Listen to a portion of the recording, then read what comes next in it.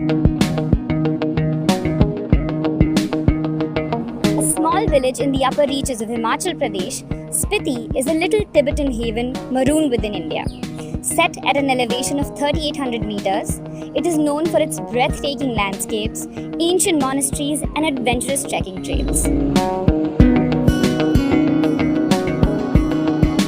But because of its remote location, reaching Spiti requires a little bit of effort. You can either fly down to Shimla and take a bus or a cab from there to Kaza, or you can fly down to Kullu and take a direct cab to reach Spiti. Alternatively, you can also reach Manali and take a bus from there. But if you like driving, you can directly drive down from Delhi or Chandigarh.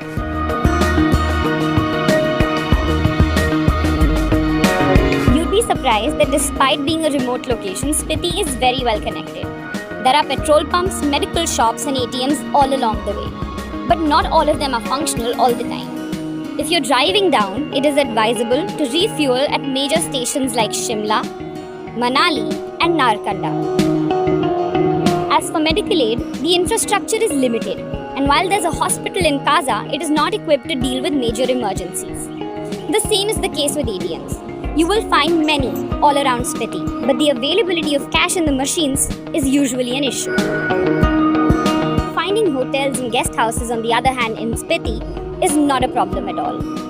Kaza is one of the more popular areas for tourists to stay in, and it has a number of options. Places like Zostel, Hotel Dezor, and Travelers Shed are all located here. In other places like Comic and Kibber, where hotels are not available, you can stay as a paying guest with a local. Most of them have opened their homes up for tourists. You can even camp next to the river if you're feeling more adventurous. But keep in mind that once you reach Spiti, you'll need 1 to 2 days to acclimatize to the high altitude. Take long walks and rest as much as possible to avoid falling sick. In Spiti, you can spend your time visiting monasteries, trekking or camping by a lake or a river. The Comic Monastery and the 1,000-year-old Langza Buddha statue are two of the most popular attractions here. Do set aside a day for exploring the Pin Valley National Park, which is home to the snow leopard. And if you're feeling adventurous, try rafting in the Spiti River or trekking up to Chandratal, where you can also camp for the night.